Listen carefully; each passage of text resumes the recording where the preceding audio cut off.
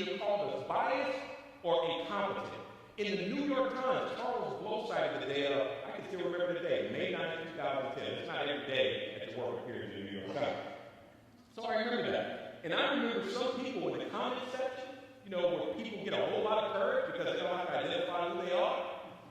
They question my credentials on 538.com before it went to the New York Times. They questioned my credentials. That's fucking bullshit, you guys. Seriously. It's like, wait a second. I grew up in the hood, left the hood, went to the military, left the military, graduated cum laude at UCLA, left UCLA, went to the University of Chicago, award-winning book, one of the most prestigious postdocs there is, and I'm still fucking not good enough? No. I can't, excuse me, I get really worked up when I think about this, right? Because we get tired of doing everything that's prescribed that we do, and we're still not good enough. That really gets tiring after a while, guys. And so I take it as a personal affront and insult when people question my credentials. And as President Obama said a little while ago after the Trayvon Martin thing, well, let's not get started on that, right? But as he said, in the aftermath of that, the jury verdict, and he said he's experienced doors being locked across the street. He's experienced women clutching their purses as he enters the elevator, right? I've experienced that too, right? If you were educated, if you were any black man, forget about educated, that's bad, right? Because it's prejudice, right?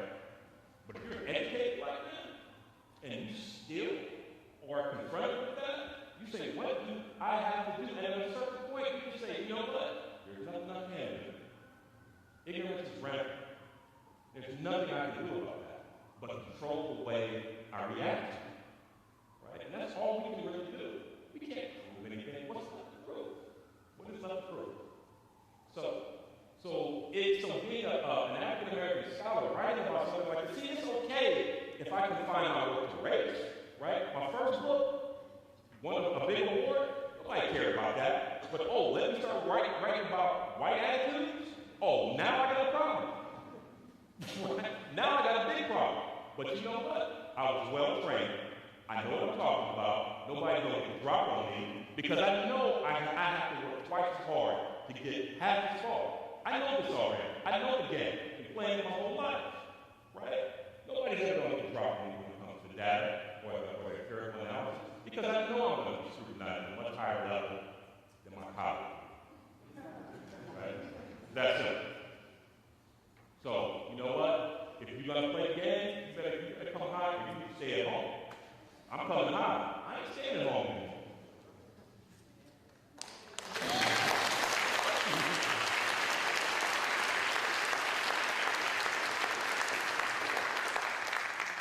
I think it's a good time for us to take over some questions. So the request is that you would speak to the microphone. Should I? What's that? Not you. And to make a question. We'll give you a quick second to make a comment if you have a comment to make, but certainly have questions to be asked. So we'll start over here, and then we'll just alternate. I don't know. Is that picking that up? Yes, ma'am. This is a personal question directed at something you said. Why do you prefer being called black than African American? Because black connotes the struggle it connects people like me to the struggle, coming from slavery, antebellum, post-antebellum period. If you're someone who immigrated from Ghana or any other country in Africa, you're an African American, right? Let me just be real. I'm not connected to them. I'm not, right? I'm not. I've been to Africa one time. I was in Northern Africa, right? I've never been to Africa. As one of my cousins would say, I ain't no African American. I ain't never stepped foot on that continent. Well, not everybody. That's why I prefer white. Dr. Parker, you should feel complimented that you were insulted in the same way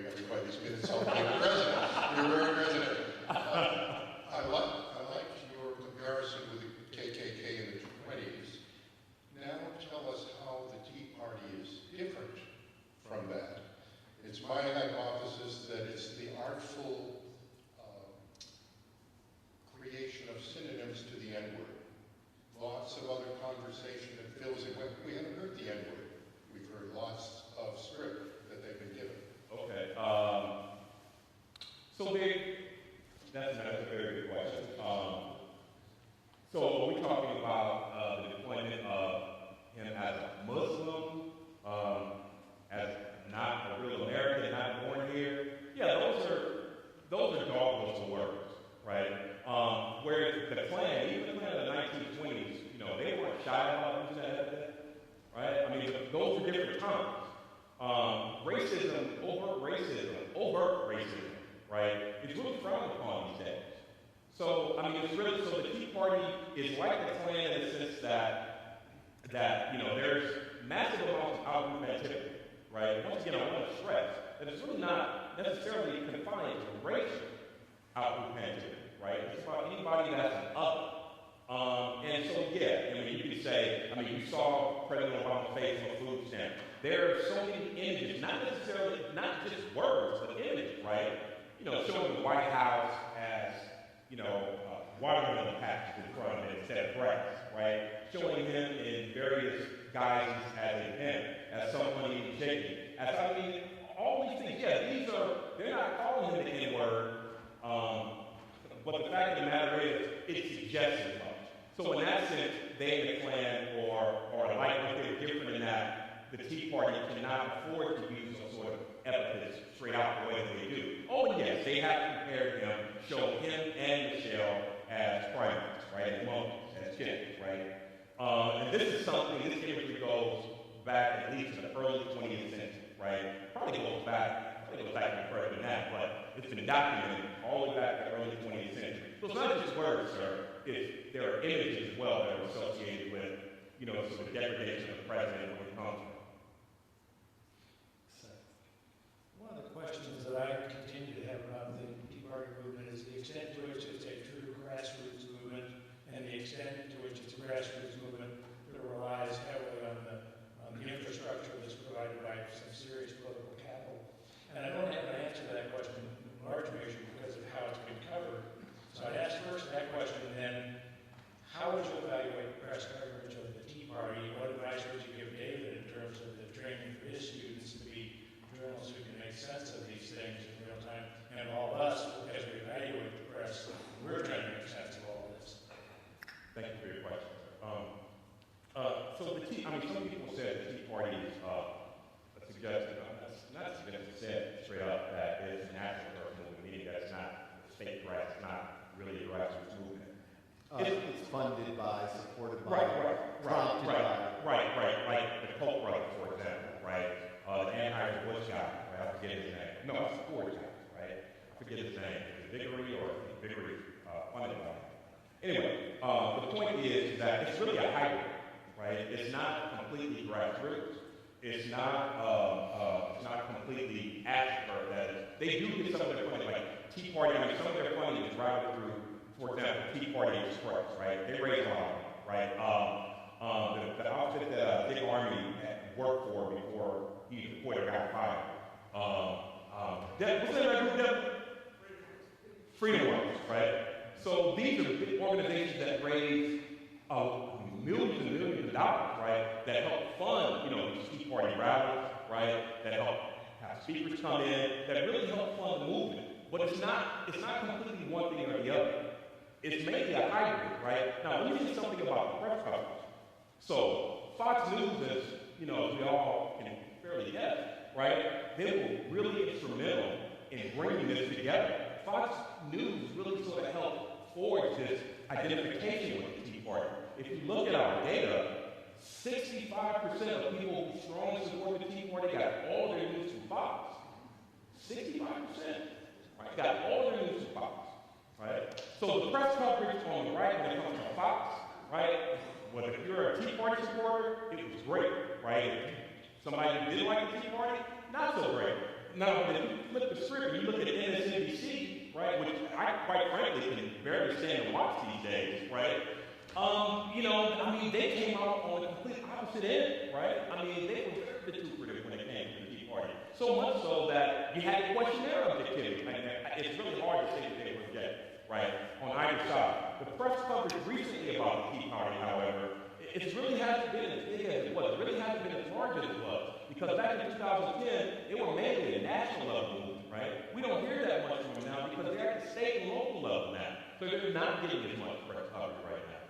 So as far as the advice to my esteemed colleague, Professor Tdxnjyh, I would say get your people out at the grassroots level or at the local and state level, right? That's where all the action is. Would you have my students asking questions about their attitudes, or do you think that those are questions that either can be deflected, or are really the people just aren't in touch with themselves to be able to answer?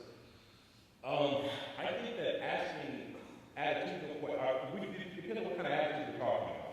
We're talking about preferences for small government, those are set. If you start asking questions about, whether or not they, support same-sex marriage, whether or not they support, more money going to people of color, more money going towards, public education would be a really good one. Immigration. Right? But yeah, immigration, anything that sort of touches on out-group antipathy, face-to-face, is really going to be hard for them, for most people, to admit it because of this, what's called social desirability bias, right?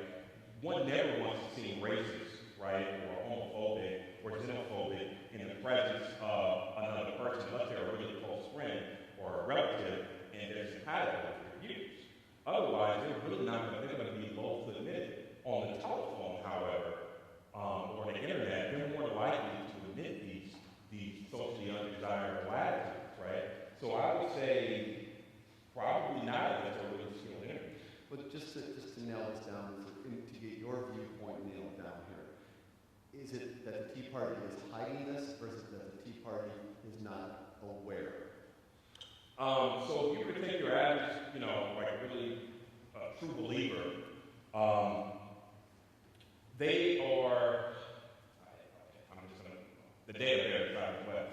They're aware, they're cognizant of it, right? But they just don't want to admit it in the context of a face-to-face interview. They're more likely to do so on the phone. It's people that are offensive, right? People who are moderate supporters of the Tea Party who probably aren't aware of their biases. If their biases slant in the direction of intolerance, right? The people who strongly support the Tea Party, they're cognizant of their biases, right? And one of the things that we do in survey research, as you well know, we'll ask a series of questions that tap into the same thing. So we'll sort of tap dance around the same concept, right? But we want to make sure we are measuring what we claim to measure. So we'll ask them 4 or 5 or 6 questions that basically capture the same concept, right? And so what happens is if they answer one question one way and they answer another question another way, and if they really feel that, even if they feel it deep down inside, they're going to be more likely to answer, like if we ask them 5 questions on that, they'll be more likely to answer 3 or 4 of them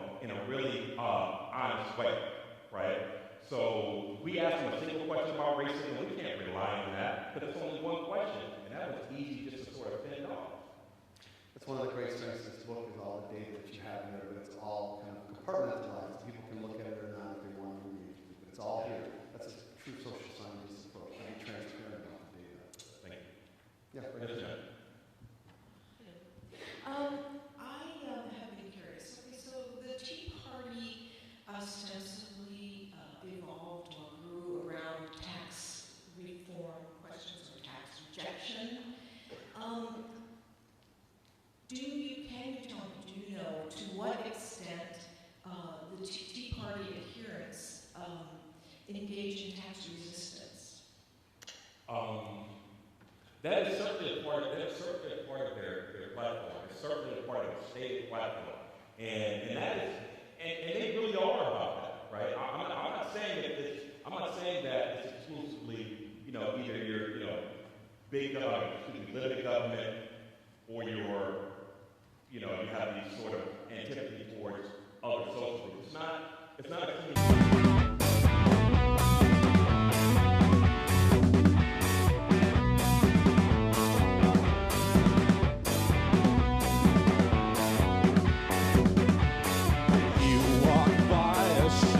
But you're curious, you know some things, but you're reckless. Go to everyone that you think you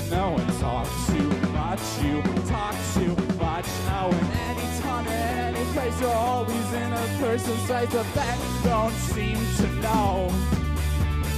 Acting like it ever trying to cancels out the fact that you annoy them all to death. Walk, love, hate, lie, all in a weak anxiety on way up. They cry, yes, I right here, right now. Now is your brightest day. I hate to say, but I feel the same way. And anytime and any place, you're always in a person's sight, but they don't seem to know. Acting like it ever trying to cancels out the fact that you annoy them all to death. Because you want this kiss, kiss, bang, bang, the kiss and kiss is all to join, and then they see your gun, bang, bang, you shoot them down because you can.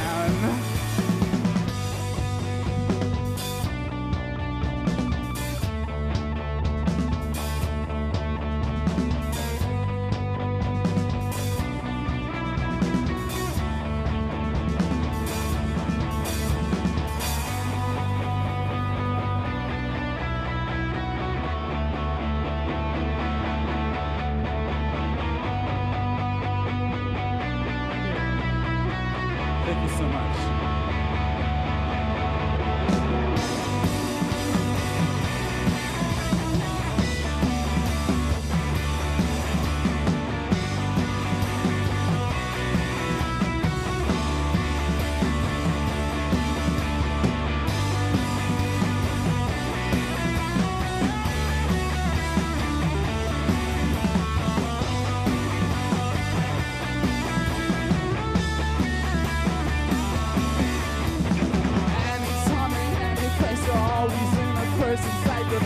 Don't seem to know.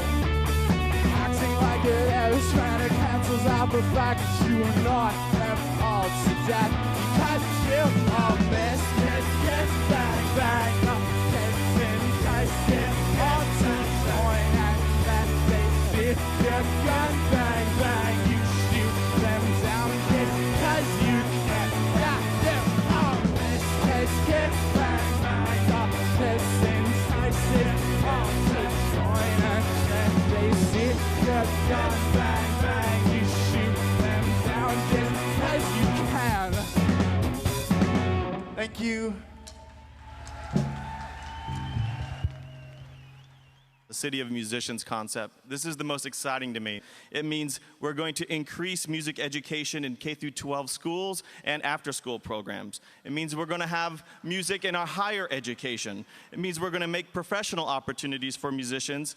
We're going to make Seattle livable for musicians. We're going to create community amongst musicians, and also we're going to find the musician within each and every one of us. Creativity is the currency of the 21st century. And one of the pieces that we've been working on that I'm most proud of is our effort to restore arts education for every student in Seattle Public Schools. A 1-2 soft play.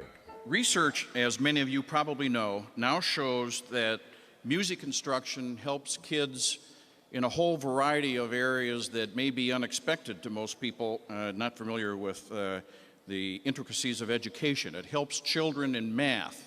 It helps them in the sciences, in history, in learning languages, in reading and writing, even computer science, and the things like that all of us would expect or know about in the areas of discipline and teamwork. There are some schools that have great arts programming for the students, and you'll see them perform tonight, but there are other students who don't have access. So we're driven, for us it's a race and social justice issue. Every student should have access to high-quality arts and education. Music is this connecting force, right?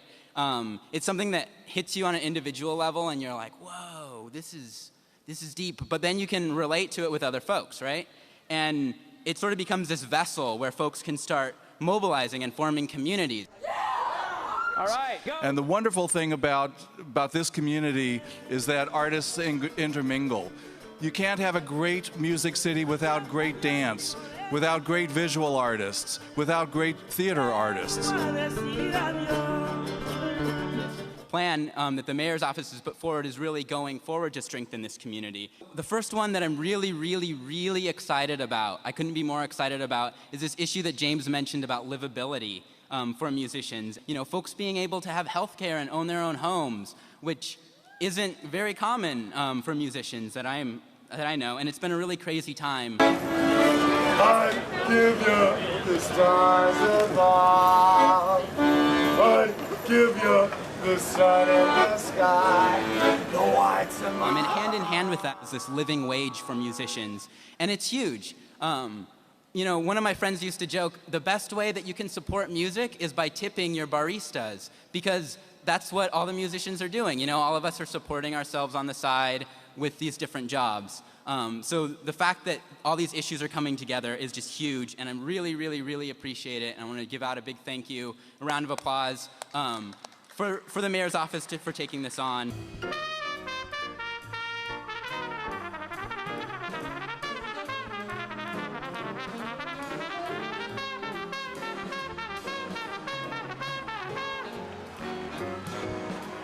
How great would it be if we have all the kids learning music education and playing musical instruments in the schools, and then they get to play in their community centers where every community center has a venue in it, and then they get to go downtown to the Vera Project, and then from there they go on to play in Numos or the Showbox, or they go on to do some stuff down at Benaroya Hall or a chamber orchestra, and then they're making big scores. It works like that, and that's where it starts. That's why that section means so much to me.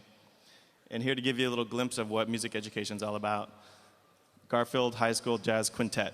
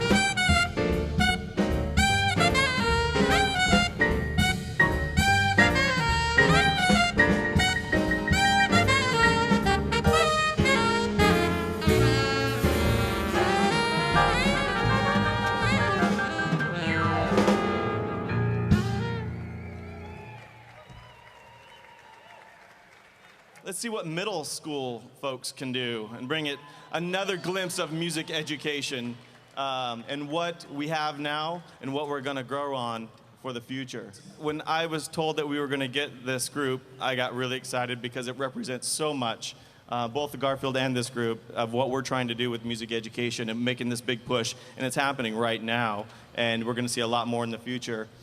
This is a 40-piece. It's the Eckstein Middle School Jazz Band.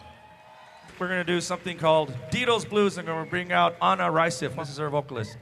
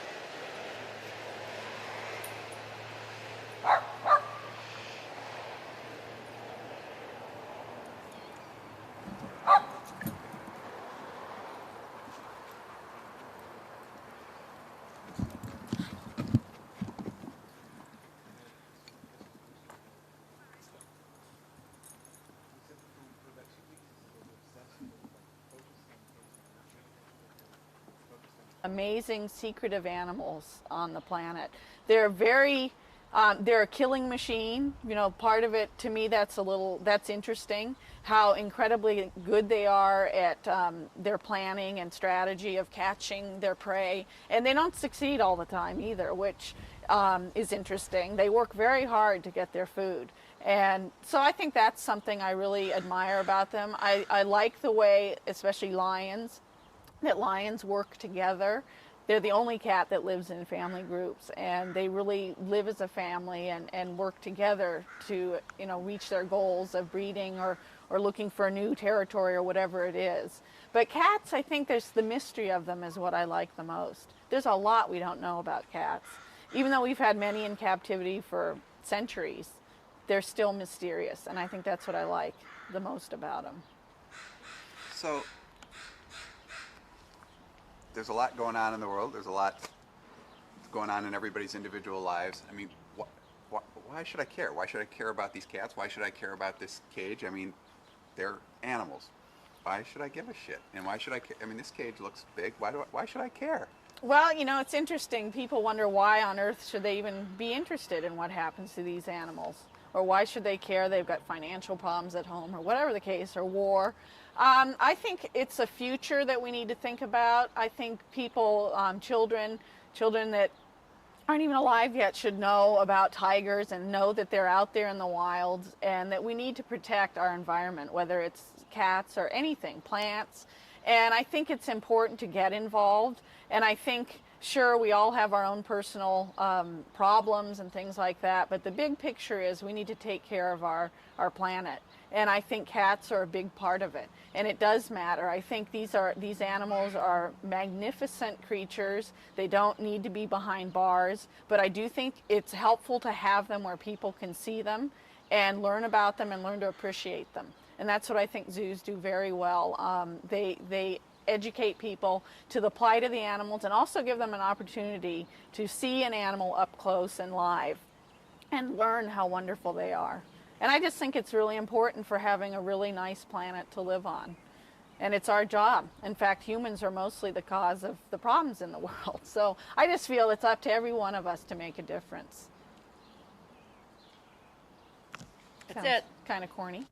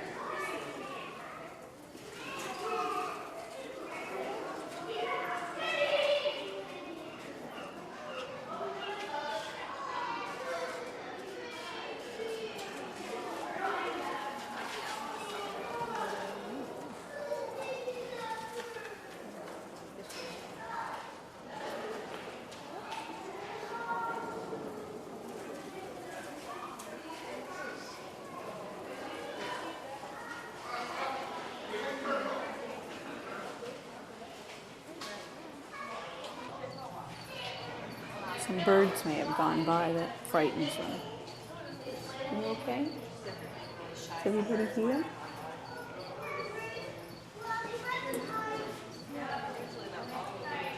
Mama, come on. Come on, get another one.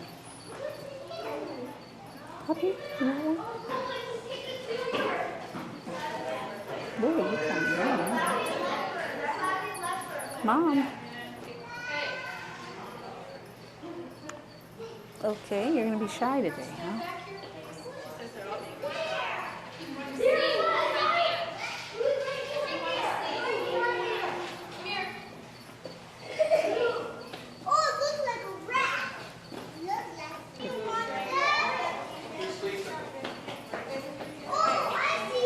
Okay, are you done? Yes. Time to go.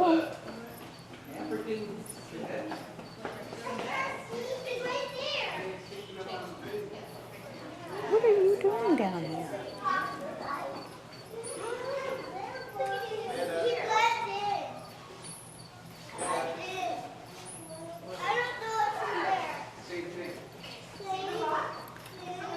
Who's on the radio? Huh? Who is that? Oh, here you are. Now you're back. Come on, Mom. Come on, Mama. How about a crazy? Want a crazy? Do you? Oh, you're acting funny too. How about a pea? Won't that be good, a pea? Okay. What are you doing? Huh? You want some more? Want some more? Do you? You want some? No problem. No problem. Oh, who's that? You stay away from the cake.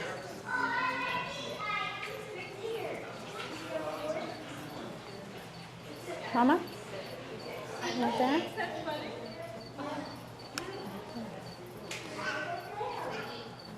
Add to that says that's one of the things that SSP has, that this is an essential part of the SSP, is that we're learning.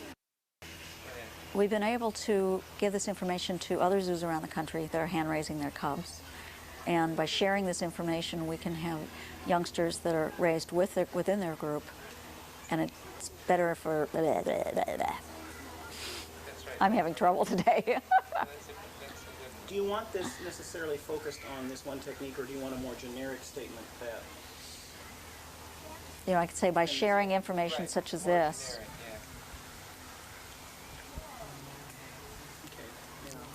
by sharing information on our success to other zoos, we can therefore provide the best proper environment, closure for these animals to prolong their life and to breed. Good, one more. By sharing successes such as these with other zoos around the country, we're able to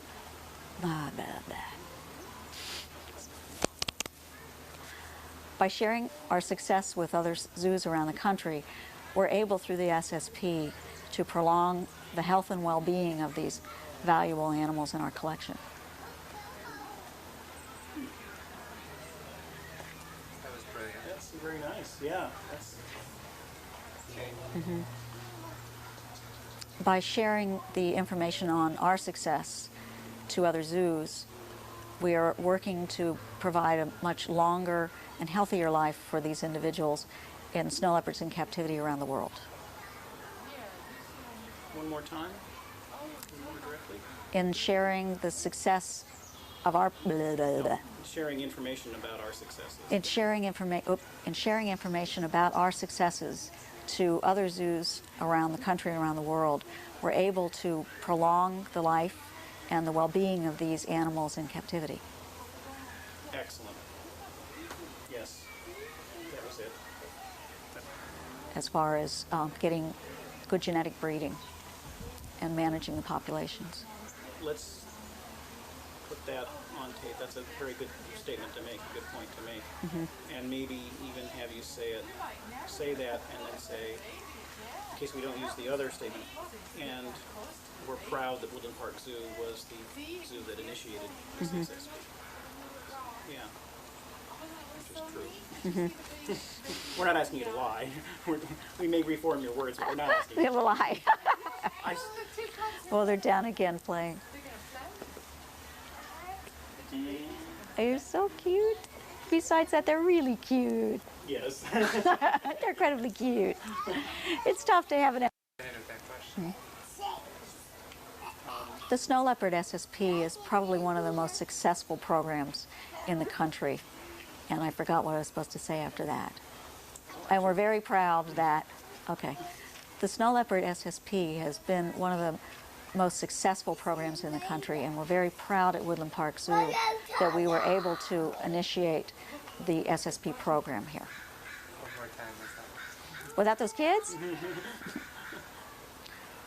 The Snow Leopard SSP is probably one of the most successful programs in the country, and we're very proud at the Woodland Park Zoo that we instituted the SSP program. You can go to the back and I can see if I can get them to come across. Just unclip that and all. That fence line. Let's see what David says after he takes a few shots here.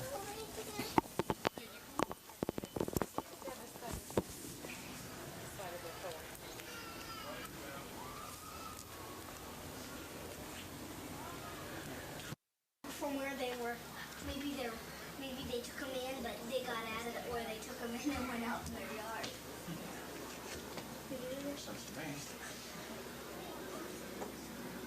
No, we learned that just for you.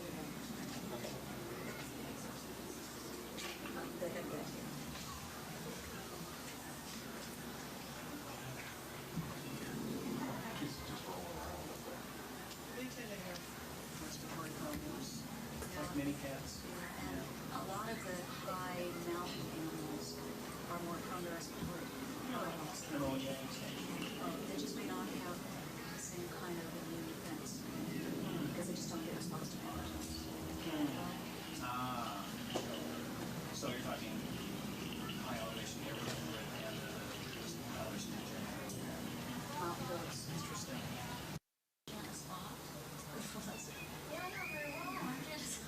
Intimately linked for, well, many years now. I thought we had to go out to Philadelphia to meet. Great. Oh, this is in Philadelphia. Oh, wonderful.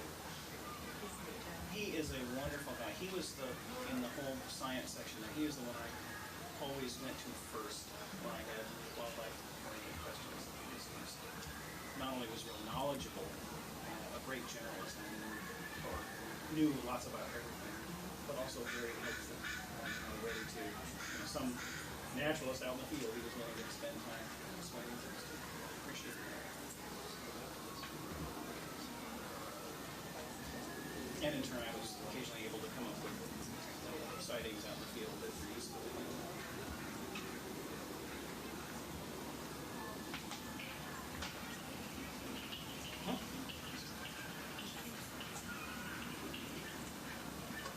This is a case of opportunistic.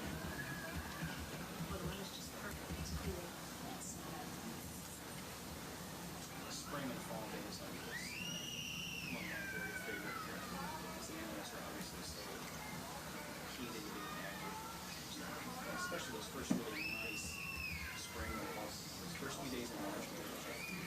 They're so happy when it's over. It's like,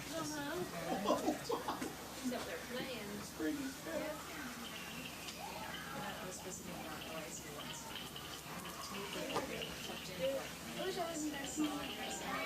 How do they put this thing on?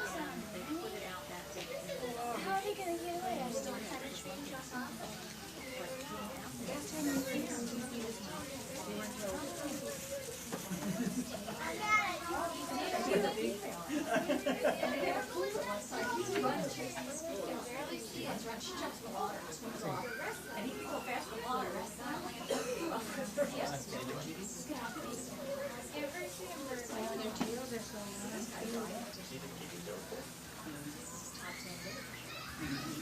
There's a wonderful story.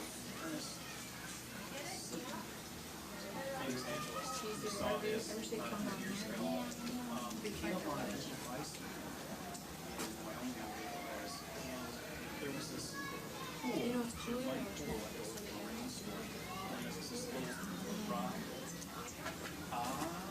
Practicing. There was this little rock ledge kind of thing. And keep on these bikes and run around, run up this little incline to the ledge, and leap into this pool. And while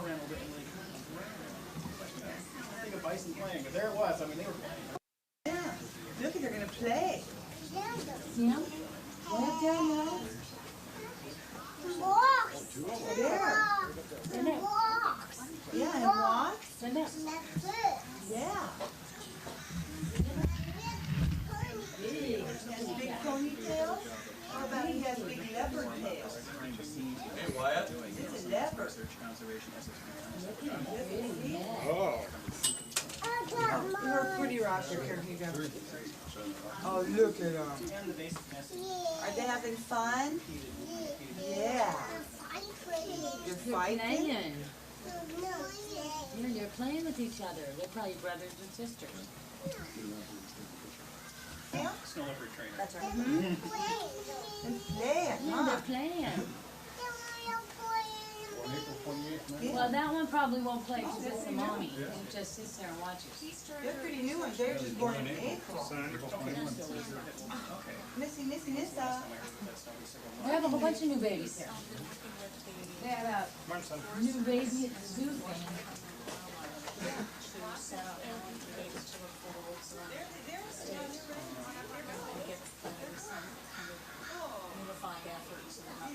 There goes Mama now. What's Mama? They believe they've had some sightings at bears that are not sightings, people who falls. But we understand not. Of course, it's been the sightings of Right, but this is, that's a long way south.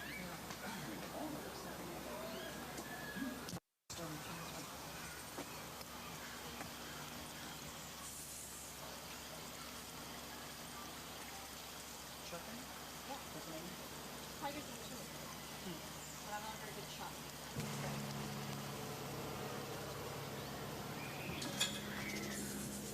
Nice chance for a shot of snow leopard and chance. Kneeling next to each other. Go ahead and get in there, Dan. Where are your kids? Come here. Come on. Stand up. No. Go get your babies. Here they come. Here come the babies.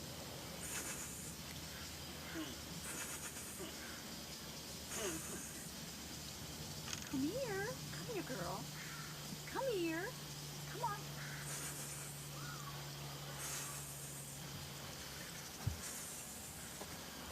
Oh, get him.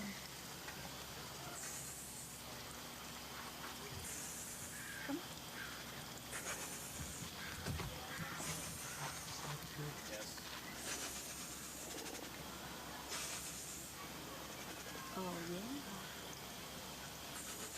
Oh.